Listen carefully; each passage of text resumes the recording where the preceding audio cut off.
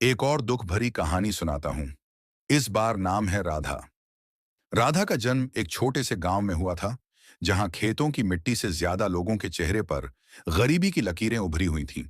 उसके पिता मजदूर थे, मां खेतों में काम करती थी। राधा सबसे बड़ी थी, चार छोटे भाई बहन। जब वो 12 साल की थी, तब उसके पिता की मौत हो गई। ट्रैक्टर के नीचे आ गए। मुआवजा मिला थोड़ा सा, लेकिन वो भी कर्ज चुकाने में चला गया। मां अकेली पड़ गई। गांव वाले कहते, अब लड़की को पढ़ाना क्या फायदा, जल्दी शादी कर दो, बोझ कम हो जाएगा। राधा पढ़ना चाहती थी, स्कूल की किताबें छुपा कर रखती थी, रात को चूल्हे की रोशनी में पढ़ती। लेकिन 14 साल की उम्र में उसकी शादी तय हो गई, एक 32 साल के आदमी से, जो शहर में ठेकेदारी करता था। शादी के बाद पता चला कि वो पहले से शादीशुदा था। दूसरी बीवी थी, बच्चे थे। राधा को घर में नौकरानी की तरह रखा गया। सुबह से रात तक काम, झाड़ू पोंछा, खाना बनाना, बच्चों की देखभाल। अगर कुछ गलत हुआ तो मार, कभी थप्पड़, कभी बाल खींचना। एक बार उसने हिम्मत करके कहा, मुझे मायके जाना है, माँ बीमार है। पति ने कहा, तू यहाँ की है अब, मायका तेरा मर चुका। राधा चुप हो गई, लेकिन अंदर से टूटती गई। फिर एक दिन उसकी माँ की मौत की खबर आई। गांव वाले फोन पर बताए। राधा रोई बहुत, लेकिन पति ने जाने नहीं दिया। कहा, काम कौन करेगा, बच्चे अकेले कैसे रहेंगे। उस रात राधा ने चुपके से एक छोटा सा थैला लिया, जिसमें बस अपनी पुरानी साड़ी, मां की तस्वीर और 200 रुपये थे, जो उसने सालों से जोड़े थे। सुबह सुबह जब सब सो रहे थे, वो घर से निकल आई, पैदल बस स्टॉप तक। बस पकड़ी और शहर आई। शहर में कोई नहीं जानता था। कई दिन भूखी रही, फुटपाथ पर सोई। एक दिन एक चाय की दुकान पर काम मांगा, मालिक ने रख लिया बर्तन मांजने का। दिन में 150 रुपये मिलते। राधा अब भी वहीं काम करती है, उसी दुकान पर। उसी चाय की खुशबू में दिन कटते हैं। कभी कभी वो माँ की तस्वीर निकाल कर देखती है और फुसफुसाती है, माँ, मैं जी रही हूं, पर जीना बहुत भारी लगता है। उसके पास ना घर है, ना परिवार, ना कोई सपना बचा है। बस एक छोटी सी उम्मीद कि शायद कभी कोई दिन ऐसा आए जब वो बिना डर के रो सके।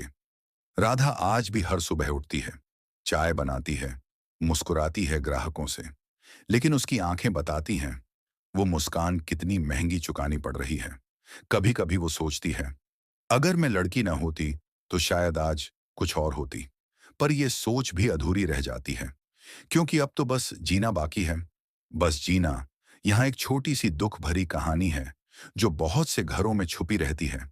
नाम था उसका काव्या। काव्या का जन्म एक छोटे से कस्बे में हुआ था। बचपन से ही उसकी आंखों में सपने थे, पढ़ाई करके टीचर बनने के, अपनी माँ की तरह गरीबी से निकलने के। लेकिन सपनों को जीने का हक उसे कभी पूरा नहीं मिला। जब वो 17 की हुई, तो पिता ने कहा, बेटी, अब घर का बोझ कम करना होगा। लड़कियों का काम घर संभालना है। स्कूल छूट गया, किताबें अलमारी में बंद हो गईं। 2 साल बाद उसकी शादी एक ऐसे लड़के से हो गई, जो बाहर शहर में नौकरी करता था। शादी के बाद पता चला कि वो शराब का आदी है। पहले तो सिर्फ शराब पीता था, फिर गुस्सा भी आने लगा।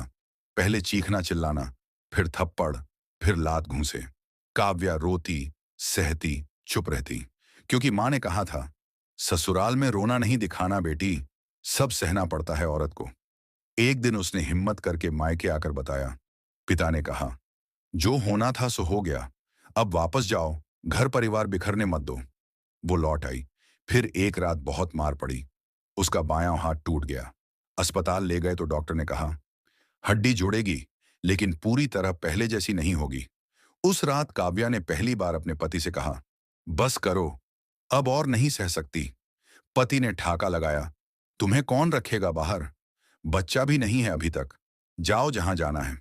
काव्या चुपचाप उठी, टूटी हुई हड्डी के साथ एक छोटा सा बैग लिया, जिसमें सिर्फ 3 जोड़ी कपड़े और माँ की पुरानी चूड़ियां थीं। वो रात में ही घर से निकल आई। कहीं जाने की जगह नहीं थी।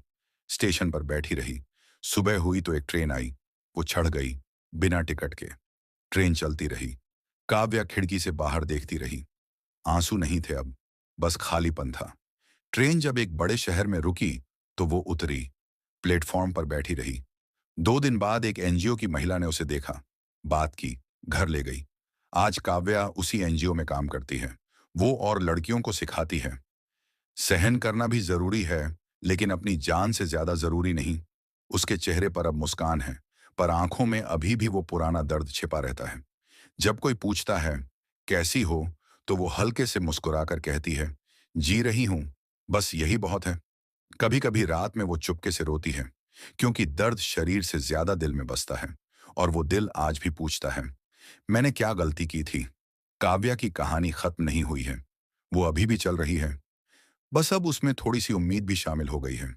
बहुत सी काव्याएं आज भी जी रही हैं, कहीं चुपचाप, कहीं चीख चीख कर, पर ज्यादातर सिर्फ सहकर।